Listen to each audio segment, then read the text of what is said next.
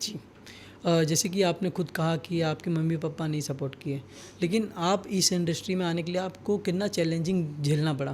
कितना चैलेंजिंग था आपके लिए?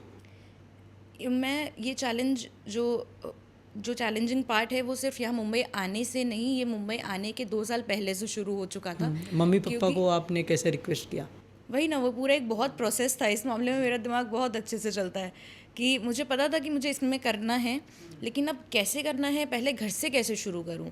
तो मैंने उनको पता है कि मैं डांसिंग में इंटरेस्टेड हूँ, तो डांस इवेंट्स होते रहते थे। आगरा में काफ़ी सारे कॉम्पिटिशन्स हो रहे हैं जहाँ पे एक ताज महोत्सव करके होता है जिसमें कुछ सेलिब्रिटीज़ भी आते हैं, वो बुलाते हैं परफॉर्म करने के लिए, सिंगर्स हैं या एक्टर्स हैं सेलिब्रिटी गेस्ट बनने के लिए। तो उसमें मैंने काफ़ी बार डांस परफॉर्मेंसेस की हैं। तो उनको पता था कि हाँ डांस में इंटरेस्ट है, उनको इसमें कोई प्रॉब्लम नहीं थी। पापा कहते हैं डीआईडी में चली जाती, एक्टिंग में क्यों जाना था।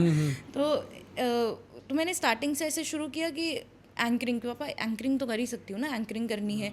तो इनिशियली वो जाते थे, पापा या मम्मी जो भी फ्री है उस टाइम पे, इनिशियल 8 से 10 इवेंट्स में उनमें से कोई ना कोई गया है, जस्ट फॉर द सेक कि देखने के लिए क्या काम है, कैसा काम है, कैसे लोग ट्रीट कर रहे हैं, और जस्ट फॉर द सेफ्टी और जस्ट फॉर द कंसर्न, क्योंकि आई एम ओनली चाइल्ड, मेरा कोई भाई भी नहीं है, कोई बहन भी नहीं है। अब अकेली हो हाँ माँ जी। बाप।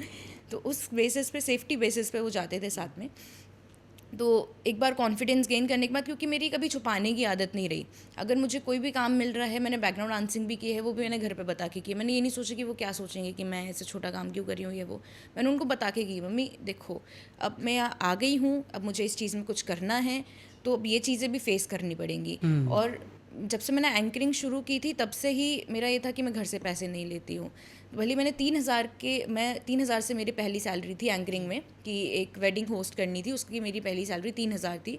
उसके बाद मैंने 3 से 4 साल एंकरिंग की है, और मेरी लास्ट जब तक मैंने की है, जब मुंबई आने से पहले तक, क्योंकि मुंबई आने के बाद मेरा पूरा फोकस एक्टिंग पे ही रहा है, मैंने एंकरिंग को इन्वॉल्व ही नहीं किया उस बीच में, क्योंकि वो मैं करती थी just for the sake of pocket money, for the saving, कि मेरी बाद में सेविंग हो जाए तो मैं घर पे बोल सकूँगी कि मैं जा रही हूँ। फिर बोलेंगी नहीं नहीं हम नहीं देंगे, या ये वो कुछ ऐसा अगर रीज़न रहा तो मैं बोल सकूँगी मेरे पास मेरे कमाए हुए पैसे हैं, मेरी सेविंग्स हैं, मैं उनके थ्रू जा रही हूँ। तो वो पर्पस था मेरा एंकरिंग करने का।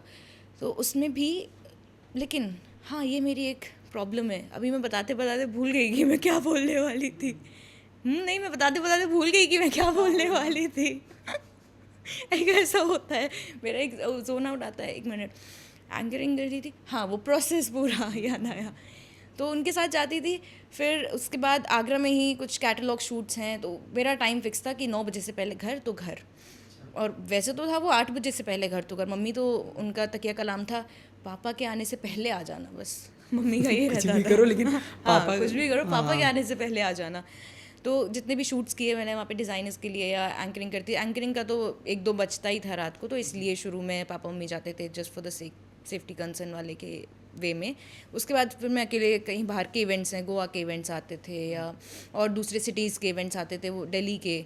तो फिर मैं 1 साल दिल्ली भी रही, मतलब रही काइंड ऑफ, ज़्यादातर वहाँ रहती थी, आना जाना आगरा में लगा रहता था। जी। तो वहाँ पे भी इवन एंकरिंग में भी, ये मेरी जो कास्टिंग काउच वाली आप बात बोल रहे हो, वो शुरुआत एंकरिंग के टाइम से ही हो गई थी।